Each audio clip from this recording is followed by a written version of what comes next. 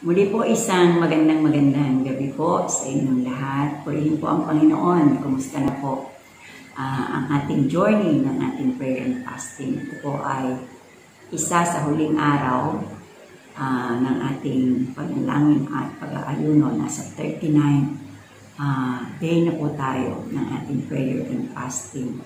At ano na po, kumusta na po? Natatandaan niyo pa po ba kung ilan yon yung ating mga purpose, dahilan ng pagkakalikha sa atin ng Panginoon. Ako po ay nagpapasalamat sa Diyos sa Kanyang kabutihan at kagandahang loob. Salamat po sa mga naging katuwang, naging kabahagi at salamat po sa buhay ng marami po nating kabataan na naging parte ng ating prayer and fasting.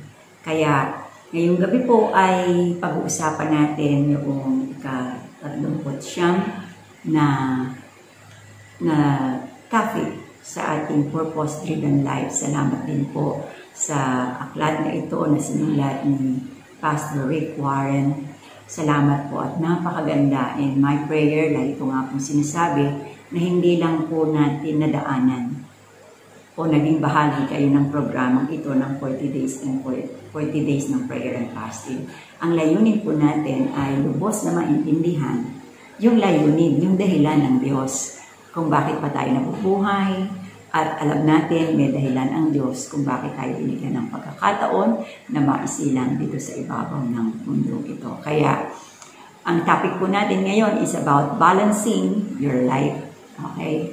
Paano ba, sabi ko nga po, pagka hindi ka balanse, tagilid ka.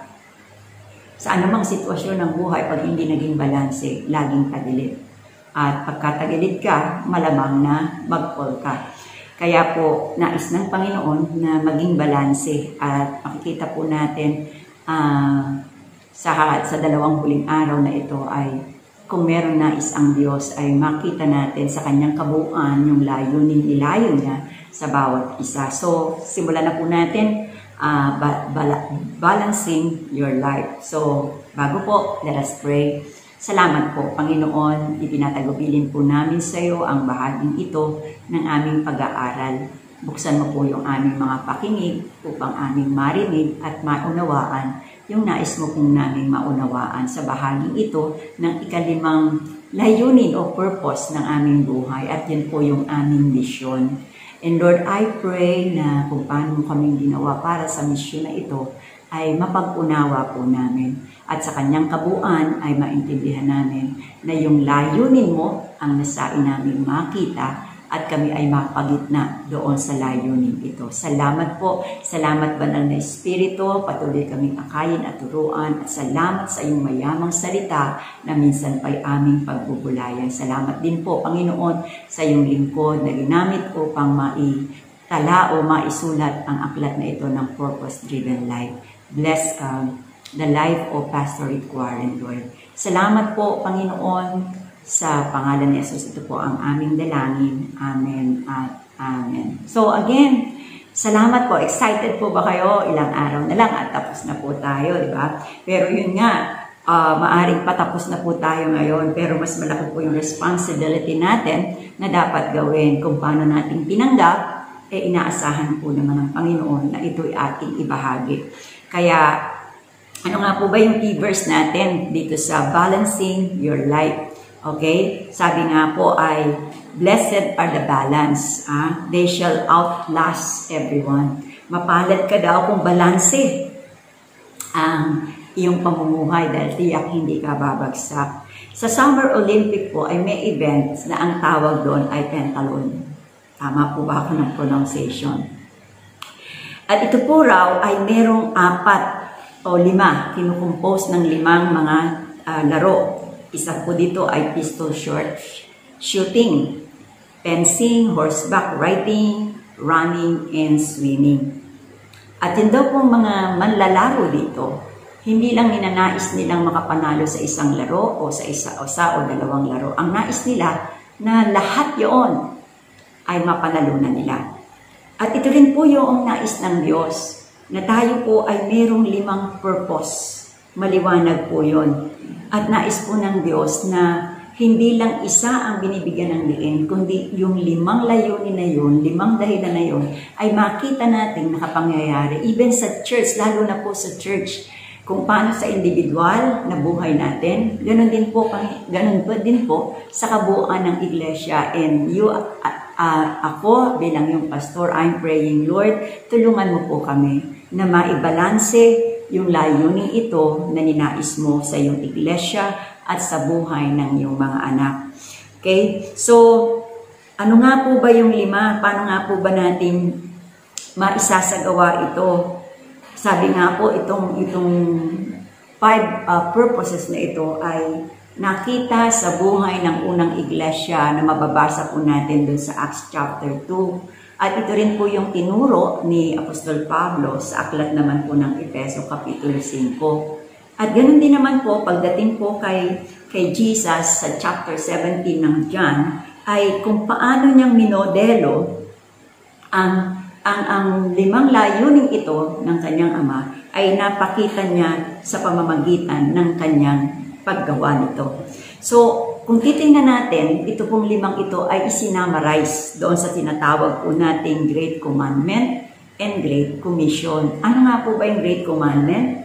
Ano nga po ba yung Great Commission? At ito pong statement na ito ay siyang nakapaloob doon sa 5. Okay? Doon sa 5 na layunin natin na pinag-usapan natin since January hanggang sa kasalukuyan. So kung babalikan po natin, what is the Great Commandment? Ang sabi ni Jesus, love the Lord your God with all your heart, with all your soul, with all your mind. This is the first and great commandment. And then a second is love your neighbor as yourself. Sa Great Commission naman, ay mababasa po natin ito in the book of Matthew 28, verse 19 to 22. Ang sabi niya, go therefore and make disciples of all nations, baptizing them in the name of the Father and of the Son and of the Holy Spirit, teaching them to observe all that I have commanded you. And lo, I am with you always to the close of this age. Salamat po sa Panginoon na sa tulong ng mga kapatid ng Pastor Julius na kung paano tayo inakay dito po sa ating layunin bilang iglesia. At ito pong purpose-driven life ay lalong naging maliwanag sa atin.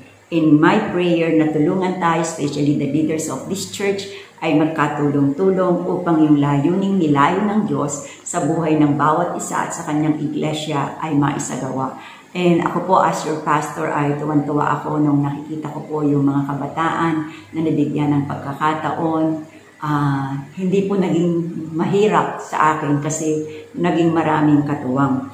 So, ito pong Great Commandment and Great Commission ay siyang pumapaloob yung sa 5 layunin na ating pinag-aralan o yung 5 purpose na ating pinag-aralan na tinalakay dito po sa aklat ng purpose-driven life. So una, love God with all your heart.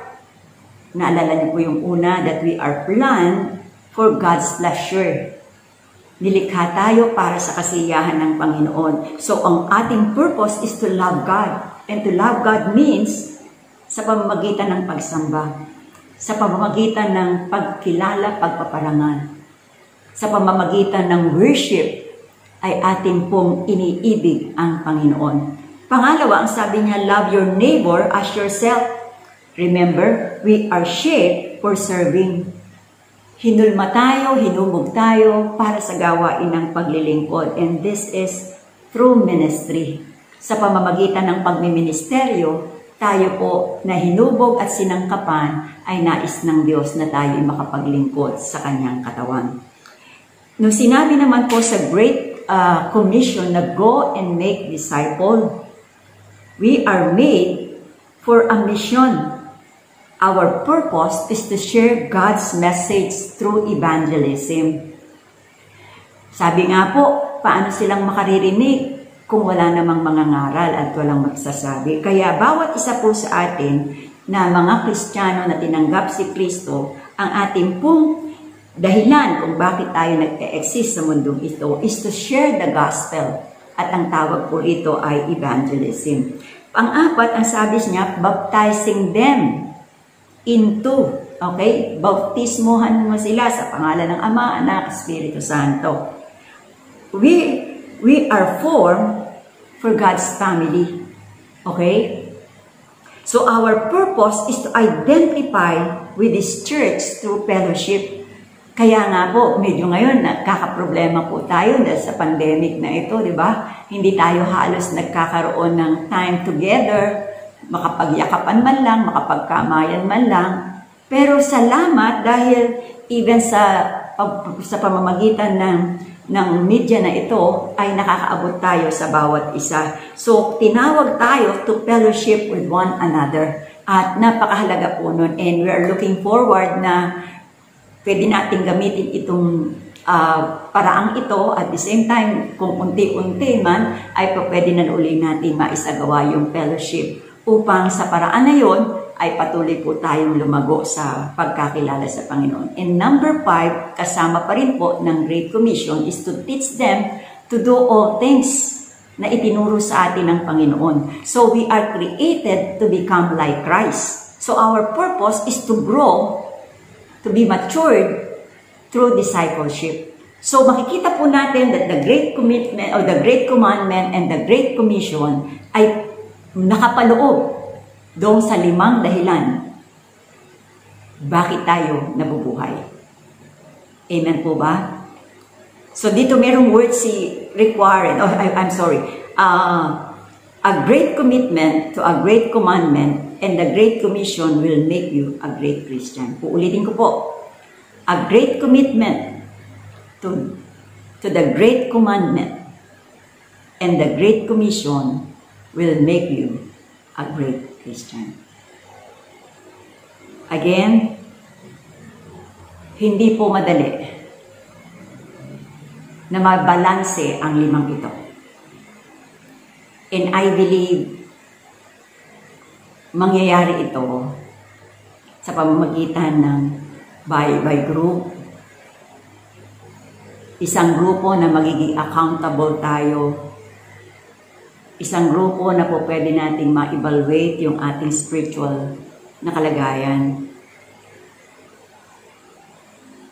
At kung ating aalalayan na i-record yung ating mga journey na ito, and at the end, I will learn to pass what we've learned.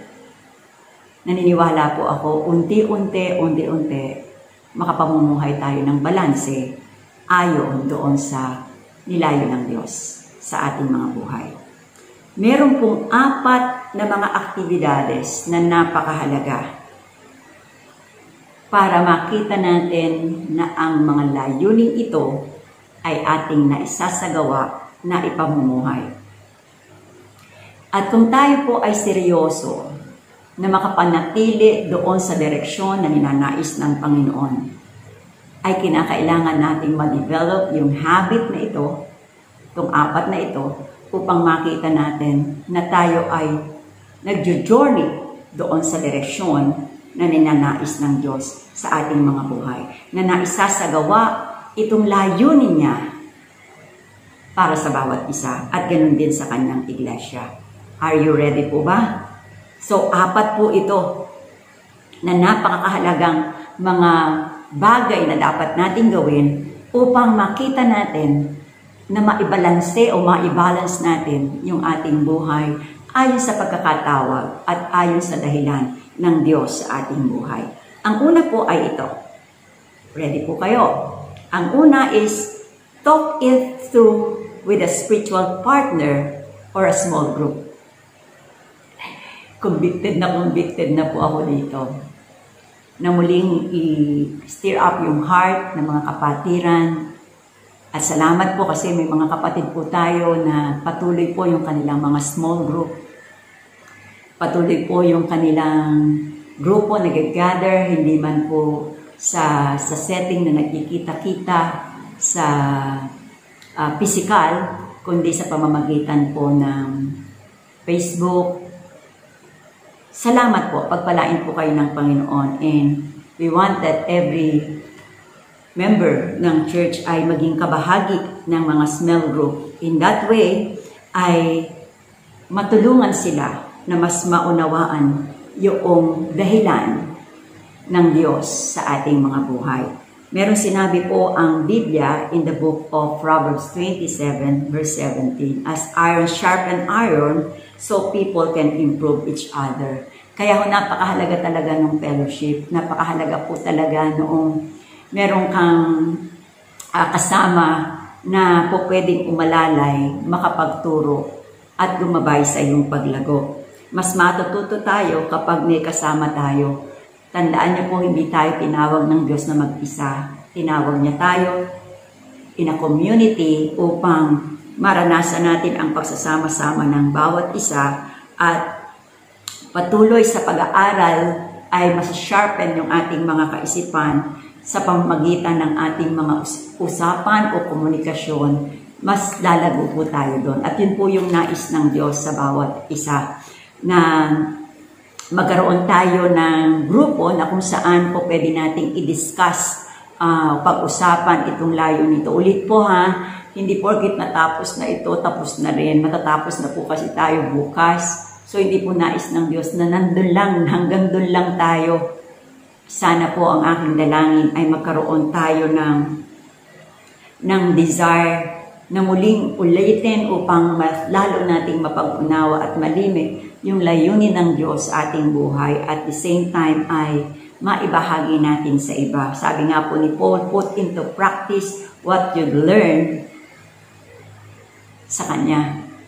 Na dapat po na ang tama ay yung ating natutunan, yung ating tinanggap, ay po pwede po nating ituro sa iba. At tandaan niyo po, in a group, we can learn a lot. Diba? Maaring yung isang kaisipan na nakuha niya, na nakatulong sa kanya, ay po pwede niyang maibahagi sa iyo. Kaya napakahalaga po nito. We need to encourage one another. Na ninais ng Diyos as a family ay lumago tayong magkakasama. Yung po bang grupo na we can pray together, we can encourage one another, we can support each other para po sa ating paglago sa buhay ng pananampalatayang ito. Hindi ko po sinasabi na huwag nyo na pong bigyan ng pansin yung personal Bible study nyo. Kailangan po natin yon, pag-aralan po natin yon para lalo nating maunawaan at para patuloy po nating maibahagi sa iba. So kung merong unang bagay na dapat po nating maunawaan ay yung pong talk it through with a spiritual partner. Diba? Mga mentor, mga leader, muli na po nating kumustahin yung ating mga dating minimentoran. At kung wala pa po kayong mentor, lagi ko pong naririnig yun sa ating mga speaker. It's time na po pwede nyo sabihin, mag-message po kayo sa amin at sa tulong at biyaya ng Panginoon ay maisaayos po ito upang ang bawat isa ay merong accountable group na kinabibilangan upang maalalayan siya, maipanalangin siya, ma-encourage siya, masuportahan siya sa kanyang paglagong spiritual. So, una po yun. Pangalawa, give yourself a regular spiritual check-up. Dito pong nakaraang linggo, dahil nga po meron akong parang uneasy dun sa aking bigat ng dibdib, ay 2 doktor yung pinuntahan ko. At salamat po sa Panginoon na okay naman po pala, hindi po pala sa sakit sa puso, kundi muscle pain lang. And I thank God kasi kung hindi ako nakapag-check up, yun mga kaisipan na yun na naisipin mo baka atakihin ka, baka may sakit ka na sa puso. Lahat pong yun ay nawala kasi mas nalaman ko. So we need yung check-up. Ganon din po sa ating spiritual na buhay. Bigyan natin ng pagkakataon yung sarili natin na magkaroon ng regular na tinatawag na spiritual check-up. Sabi nga po, the best way to balance the 5 purposes in our life is to evaluate ourselves periodically. Yung po bang, alam niyo po, everyday sa pakikinig ko po, patuloy ko pong inire-reflect sa sarili ko at tinitingnan ko, Lord, nasaan po ba, alin po ba ang masyado kong nabibigyan ng pansin at yung ilang bagay dun sa 5 layunin mo ang hindi ko napapansin. Tulungan mo po ako na mas maunawaan ito upang hindi ko lang naunawaan kundi maibahagi sa iba. Tandaan niyo po na napakahalaga na bigyan natin ng pansin. Sabi nga po, napakahalaga na maging habit na natin na chine-check yung ating kalagayang spiritual. Sa Biblia po ay 5 beses daw po ito na pinakikita yung spiritual na kalagayan mo na kailangan mong makita at maunawaan. Kumusta na ba yung kalagayan mo, yung takbo ng yung kalagayang spiritual. At dito po sa 2 Corinto 13:5, ang sabi rito, tiyakin ninyong mabuti. Tiyakin ninyong mabuti kung kayo namumuhay ayon pa sa pananampalataya. Subukin ninyo ang inyong mga sarili. Hindi ba nyo nadaramang sumasa inyo si Kristo, maliban na lang kung kayo mga itinakwil. Pero gusto ko pong maintindihan nyo, ang sabi niya, tiyakin nyong mabuti.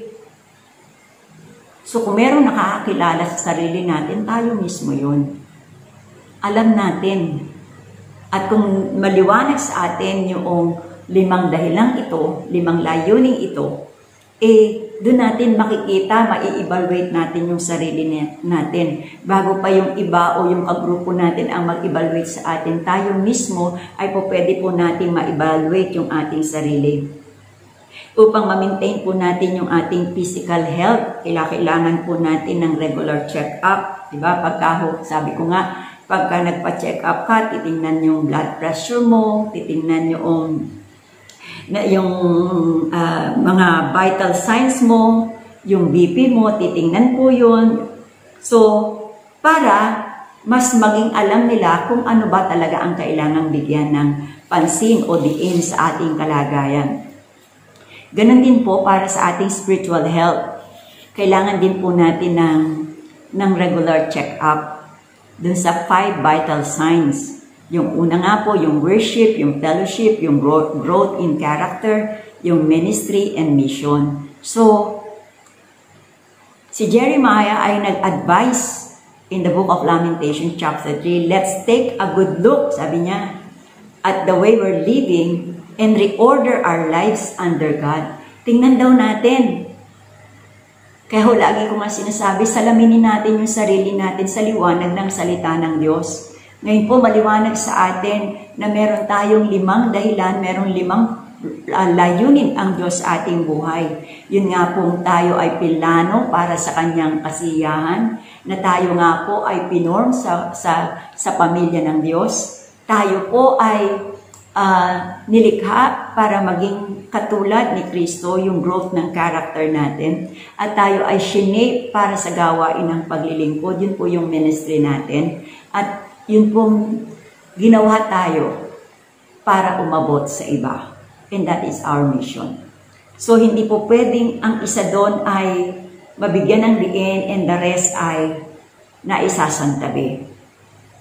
Kaya sabi nga po ng 2 Corinthians chapter 8, verse 11, kaya't ituloy na ninyo ito, magsigasig kayo na ipakita ninyo na yung inyong ginagawa ay patuloy na ninanais nyong maisagawa yung layunin ng Diyos sa inyong buhay. So, give yourself a regular spiritual check-up. Kumusta na po? Kumusta po yung ating temperature when it comes sa ating relasyon sa Panginoon? Kumusta na po yung ating kalagayan?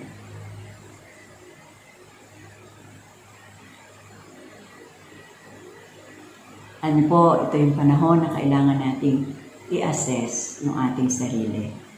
Ako ba ay nandoon? Masasabi ko ba na namumuhay ako ayon sa aking pananampalataya, ayon sa kalooban ng Diyos? Kapatid, bago natin tingnan yung iba, tingnan natin yung sarili natin. Sa liwanag ng layunin ng Diyos sa ating buhay. Tingnan natin ang ating sarili kung nasaan na tayo sa takbuhin ng ating buhay pananampalataya.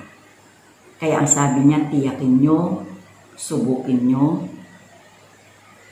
upang malaman nyo. Yung pong pagsasabi ng iba, malaking tulong po yun. Dahil mas lalo nating mapag-uunawa kung tayo nga ay nandun sa tamang track na ninanais ng Diyos sa ating buhay. Kaya magkaroon tayo ng regular na check-up, spiritual check-up sa ating mga buhay. Pangatlo, write down your progress in a journal. Ako po, hindi ako ganun mahilig magsusulat. Pero napakahalaga po nun. Sabi nga, ang pinakamabuting kaparaanan para tayo ay mag-progress at maisagawa natin yung layunin ng Diyos sa ating buhay ay magkaroon tayo ng spiritual journal. Hindi po ito isang diary. Ito po ay record ng mga aral sa buhay na ating natutunan na hindi po natin malilimutan. Sabi po ng Hebrew 2 verse 1, it is crucial that we keep firm grip on what we've heard so that we don't drift off.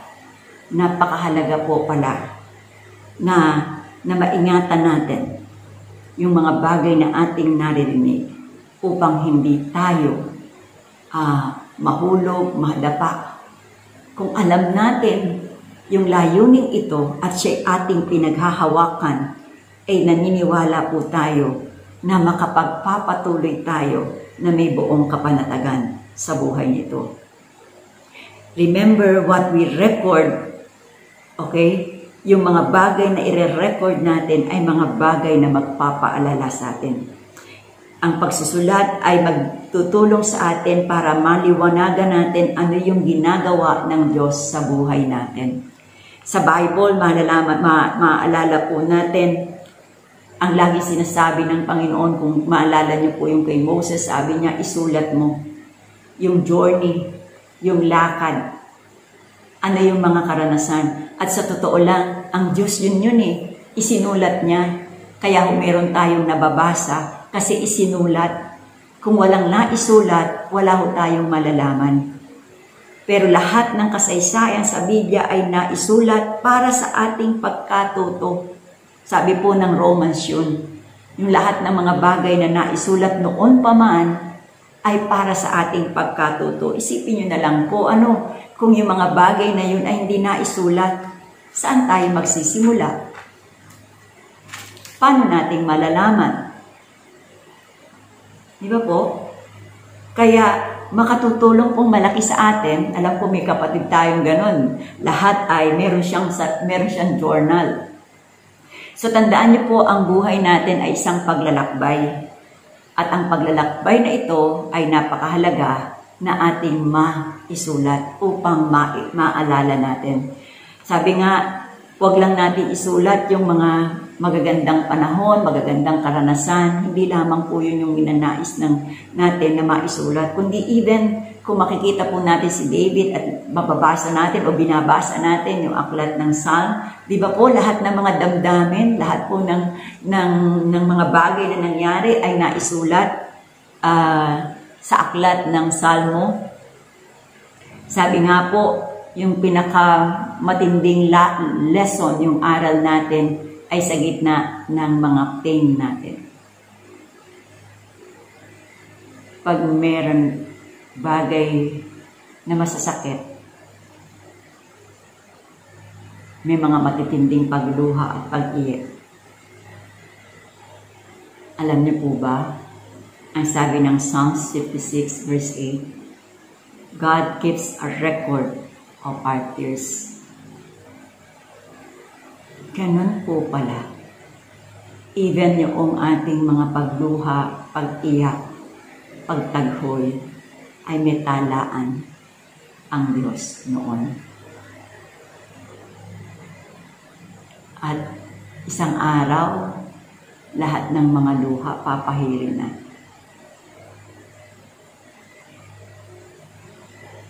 Yung lahat daw po ng ating mga luha ay kanyang naitala.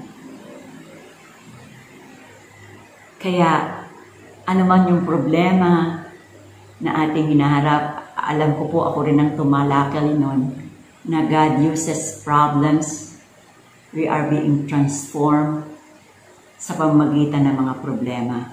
Isang bagay ang tiyak, ang Diyos hindi nag-aaksaya. At ganun niya ipinagmamalasakit ang bawat isa. Kaya po, tulungan tayo at turuan tayo ng Panginoon na maging matyaga, na magkaroon tayo ng sarili nating journal sa kalagayan natin, yung ating takbong ng buhay ng ating pananampalataya. Tandaan niyo po, mayroong 5 layunin sa ating buhay ang Diyos. Kaya yung problem, yung problema ay nagtutulak sa atin upang tayo ay magtuon sa Diyos, to focus on God. Diba? At ito ring problemang ito ay nagdodraw sa atin ng malapit sa isa't isa. Diba? Yun yung panahon na sa hindi mo na kaya, hahanap ka ng pwede mong ligan, iyakan. At ito nga po yung makikita nating magandang fellowship sa mga kapatiran na sa panahon ng pangangailangan ay mayroong mga kapatid na nariyan para umalalay. Diba? Ito rin yung panahon na yung ating character ay napagtitibay. Ito yung panahon na tayo nababago. Tandaan po natin ang layunin ng Diyos maging katulad tayo ni Kristo. Kaya sa larawang ito, pag naintindihan natin, lagi nating itinatanong sa sarili natin na ako nga ba? Ano nga ba? Bakit nga ba? Ano yung mga bagay na itinuturo sa atin ng mga problemang ito? At isang bagay ang tiyak, ang layunin ng Diyos ay maging katulad tayo ng Panginoong Hesus. And ito rin po yung nagpo-provide sa atin ng paraan ng paglilingkod. Alam niyo po, mas maintindihan po natin bakit minsan pinagdadaan tayo. Ano man pong mga pinagdaanan natin na mabibigat na problema. At kung tayo ay tama yung hakbang natin ng pagdulog sa Panginoon, na napagtagumpayan natin yung problema na yon, na gumawa ng pagbabago, katatagan sa atin, one day, tayo naman po ay makapaglilingkod sa iba, na yung patotoong yun ay makatulong kung paano natin sila papayuhan, aalalahanan. So, ito kasi yung panahon na po pwede nating makapagbigay tayo ng patotoo kung paano tayo pinagtagumpay ng Diyos doon sa mga problema na ating naranasan. Kaya di ba po napakaganda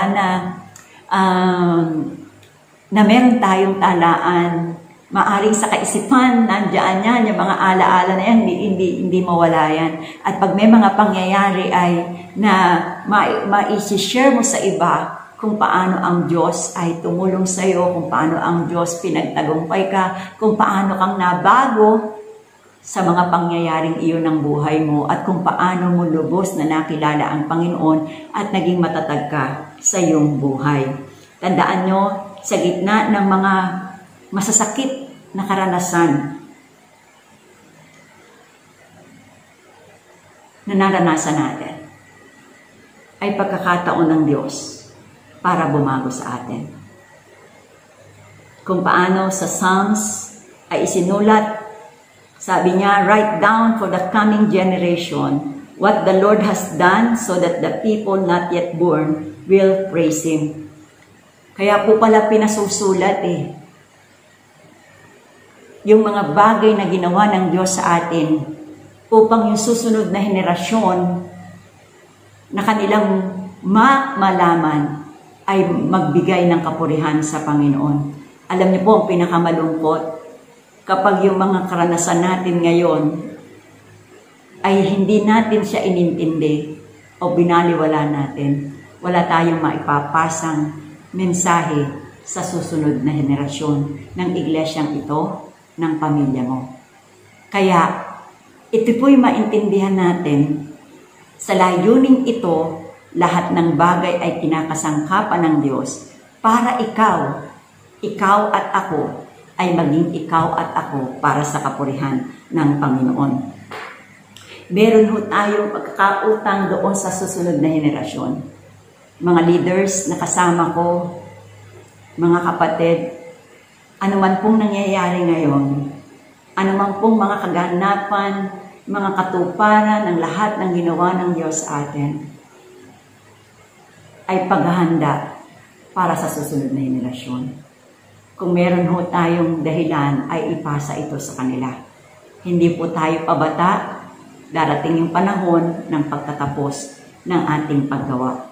Pero sila dapat nilang maintindihan yung Diyos na yun na nagbigay ng layunin sa buhay natin, na siyang ating isinagawa, at kung ganon maipapasa natin sa susunod na henerasyon yung layunin ng Diyos na naunawaan natin at naibahagi natin sa kanila. Kaya napakahalaga, naalala ko po si Ate May, lagi niya pong inuukil-kil sa akin yun noon Pastor, gawa po tayo ng journal ng mga lahat ng mga nangyayari sa iglesyang ito. And I thank God kasi salamat, maaring may mga ups and down, hindi lang yung mga leader, kundi ang kabuuan ng iglesia. But we're so thankful to God na sa iba't ibang kaparaanan, sa kabila ng mga kahirapan, ay humakbang sa pananampalataya at nakita natin ang kanyang dakilang paggawa. Pang-apat at panghuli, ang sabi niya rito, pass on what you know to other. Ano yung tinanggap mo? Yun ang ipapatandaan po natin. Yun lang naman pong tinanggap natin. Ang po pwede natin ipasa sa iba. If we want to keep growing, kung nais po natin magpatuloy lumago, ay yung matuto nating ipasa, yung ating natutunan sa iba. Uulitin ko po. Kung meron tayong dahilan para lalong lumago, ay anuman yung ating tinanggap, ay matutunan natin maipasa sa iba. In Proverbs 11:25, the one who blesses others is abundantly blessed. Those who help others are helped. Kapag tayo tumanggap ng pagpapala at ipinagpala natin sa iba, mas lalo tayong mapagpapala. Kapag tayo tumulong sa iba, tayo rin ay matutulungan. Tandaan po natin yung prinsipyo yun. Kapag naintindihan natin ang mga prinsipyo ito ng salita ng Diyos, mararanasan natin yung lubos na kasaganaan na ninanais ng Diyos sa atin. Si Pablo rin ay nagsabi sa chapter 2 ng Timothy, now I want you to tell the same things to followers who can be trusted to tell others. Sabi ni Pablo yun, na yung aking binahagi sa inyo ay ibahagi nyo sa iba, ituro nyo sa iba, na sila rin ay po pwedeng mapagkatiwalaan na maipasa nila sa iba. Sa pamamagitan ni Pastor Rick Warren, nabasa natin at marami nang nakabasa nitong aklat na ito, Purpose-Driven Life. Sa loob ng 40 araw, tayo tinalakay natin ang Purpose-Driven Life at napag-unawa natin yung 5 kadahilanan na layunin ng Diyos sa ating buhay. Ngayon, tayo naman ang may malaking responsibility na ipasa natin sa iba yung ating tinanggap. Amen po ba? Tandaan po natin, ang ipapasa lang natin yung ating tinanggap. At nais pa po tayo ng Diyos na lalo pang pagpalain upang maging daluyan pa rin ng pagpapala. Tandaan po natin, ang bagay na ito ay hindi obligasyon lang, kundi ito ay isang napakalaking pribilehiyo na yung iyong natutunan mula sa paanan ng Panginoon ay maipasa mo sa iba. Yung kaligtasang iyong tinanggap ay ibinahagi mo sa iba. Yung mga karanasan mo sa Panginoon ay ibinahagi mo sa iba na magpapatibay, magiging kaparaanan ng kaligtasan ng iba at yung iba'y makalalapit sa Panginoon. Kapatid, napakalaking pribilehiyo nito sa bawat isa sa atin. Anumang pagbabago ang mangyayari sa atin, ay magiging kaparaanan ng pagbabahagi natin sa iba. Sabi ni Paul in 1 Timothy chapter 4 verse 6, if you teach these things to others, other followers, you will be a good servant of Christ. Gusto mo bang yung mabuting tagapaglingkod ng Panginoong Yesus? Ano sabi niya? Ituro mo, ibahagi mo, sabihin mo sa iba. Amen po ba? Kung nais po natin na tayo ay maging isang mabuting tagapaglingkod ng Panginoong Yesus, ano man yung tinanggap natin, ay ibahagi natin. Maaring sa isang upuan, di po natin talaga lubos na maintindihan. Pero salamat sa pagkakataong ito, pwede nating balik-balikan upang lalo nating mapag-unawa yung dahilan o yung purpose ng Diyos sa ating buhay. Dahil ang layunin niya, ang lahat ng ito, ay para sa kanyang kapurihan. So ano po yung 4? Talk it through with a spiritual partner or cell group.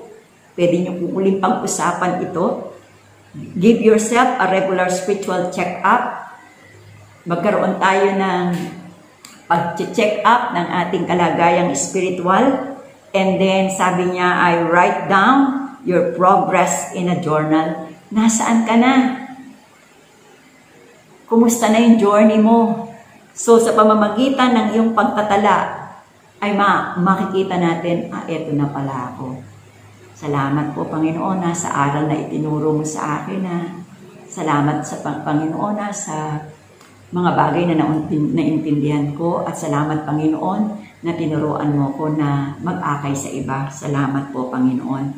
Kaya yung pang-4 is pass on what you know to others. Anong alam mo? Yun lang namang alam mo eh. Pero salamat o pwede pa tayo maraming malaman kung patuloy tayong lalapit sa Panginoon. Sa lahat ng ito, kung merong nais ang Diyos, kung merong ultimate goal ito, ay para sa kapurihan, sa kalwalatian ng Panginoon. Sipin mo kapatid, kung yung 5 layunin na yun sa iyong buhay ay nangyayari, okay? E di anong nangyayari? Di ang Panginoon naluluwalhati sa buhay natin. Kung tayo po ay nakapaglilingkod, at sa paglilingkod natin, ang iba ay napagpapala, sino naluluwalhati? Di ba ang Panginoon? Doon po sa ating pagsasama-sama, at dahil sa pagmamahalan na nararanasan ng bawat isa, ay naibabahagi nila sa iba, nakapag-a-attract tayo ng iba na lumapit sa Panginoon at sumama dun sa ating grupo na kinabibilangan. At kapag nakita nila yung pag-uugali natin na nababago, yun lang ating kasambahay na nakita yung ugali nating dating masungit, ngayon palangiti ka na. Dati ang damot mo, ngayon mapagbigay ka na. Aba, magtataka sila.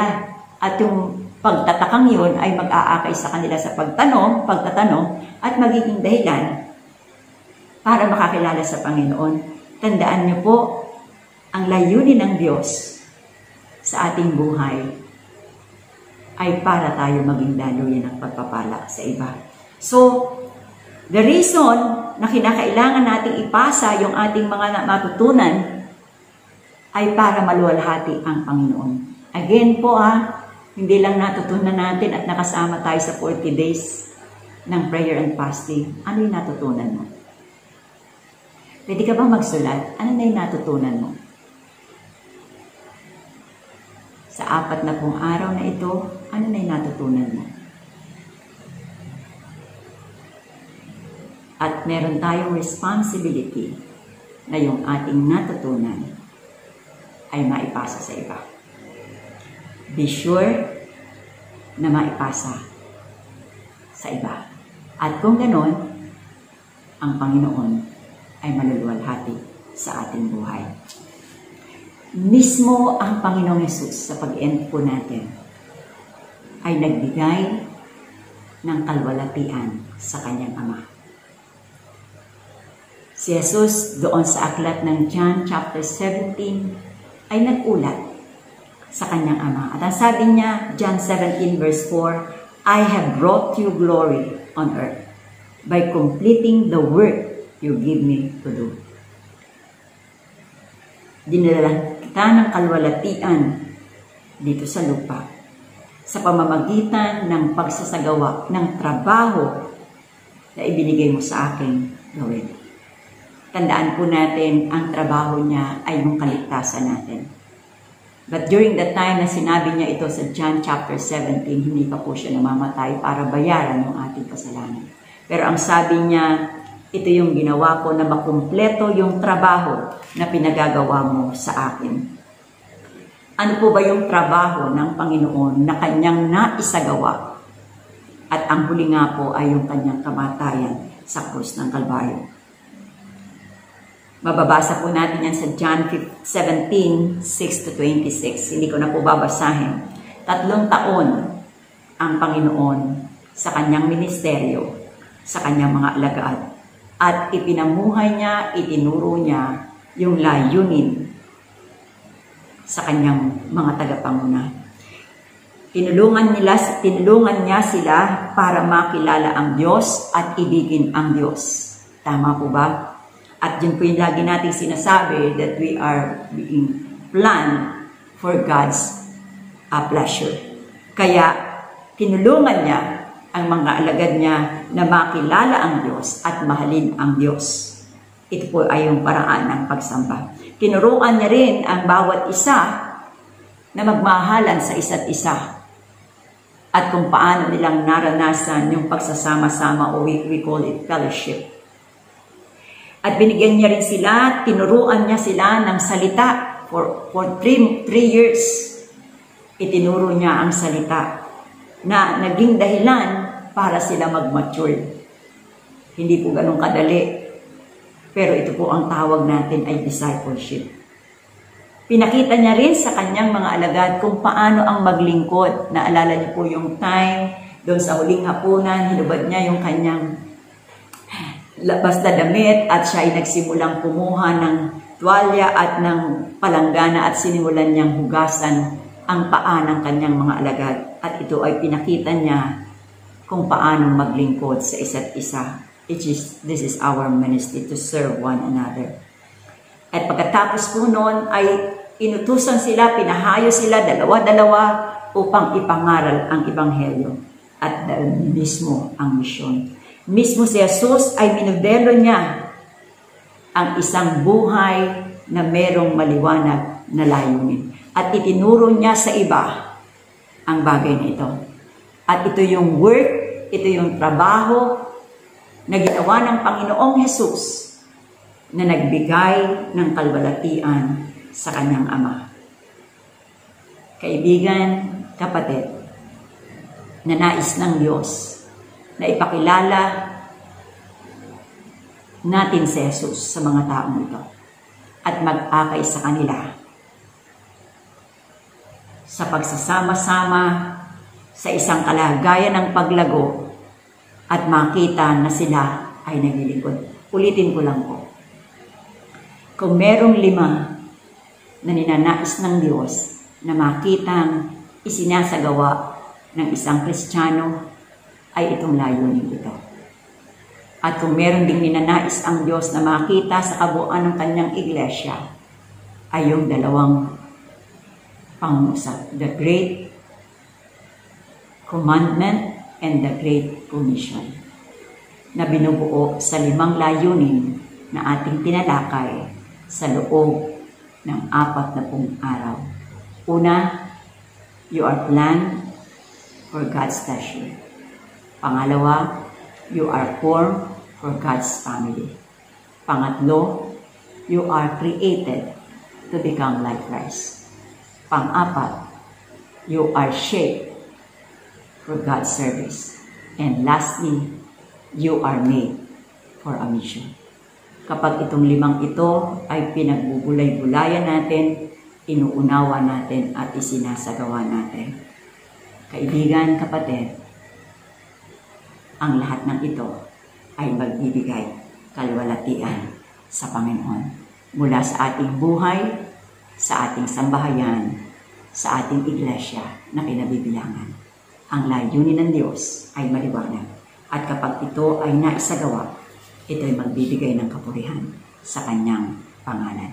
Pagpalain ka ng Diyos hanggang bukas sa huling araw ng ating panalangin at pag-aayuno kaunay sa aklat ng purpose-driven life.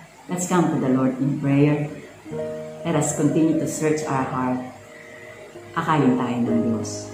Yung ating tinanggap, maibahagi natin. Panginoon, marami pong salamat. Patuloy mo pong stir up yung aming heart. Patuloy ka naming makilala at lubos na mapag-unawa ang layuning nilayon mo sa aming mga buhay. Hindi lang po namin malaman, kundi maibahagi namin at makitang isinasagawa at nakapangyayari sa aming mga buhay. Sapagkat walang katuturan kung alaman namin ang 5 ito, pero hindi naman namin ginagawa, wala rin pong kabuluhan. Kung meron kang dahilan, bakit mo patuloy na ipinapahayag sa amin sapagkat nais mo na ang buhay na ito ay kumilos ayon sa layunin ng pagkakalikha nito. Maliwanag na sinabi mo, kami ay nilikha mo at nilikha para sa kapurihan mo. Mangyari po, Panginoon, na ang 5 layunin ito, 5 dahilang ito, 5 purpose na ito sa aming buhay ay tunay naming makita na kami ay nasa kalagitnaan na naisasagawa para sa iyong kapurihan. Salamat po, Panginoon, sa gabing ito at patuloy ka lang namin pupurihin at pasasalamatan. Pagpalain mo po ang bawat isa na kasama at dalangin ko po, continue to stir up our heart and our spirit upang gabayan kami na pagmaunawaan at maisagawa ang layunin ito sa aming mga buhay. Ang iyong pagpapala at pag-iingat, ang iyong pakikisama at pangunguna, at ang iyong patuloy na kalooban ang mangyari at pagharian mo ang bawat isa. Sa pangalan ni Jesus. Amen at Amen. So, magandang gabi pong muli sa inyo. Pagpalain po kayo ng Panginoon. Bukas po ay yung muling araw natin ng ating prayer and fasting at huling pagtalakay dito po sa aklat ng Purpose-Driven Life. I hope na sa buong panahon ng journey natin ay patuloy na na-stir up ang heart natin. Again, pwede po nating balikan yan at lalo nating mapag-unawa para maibahagi naman natin sa iba. Isang magandang gabi po sa inyong lahat. Sa pangalan ni Jesus, and Amen and Amen. Good night. See you tomorrow.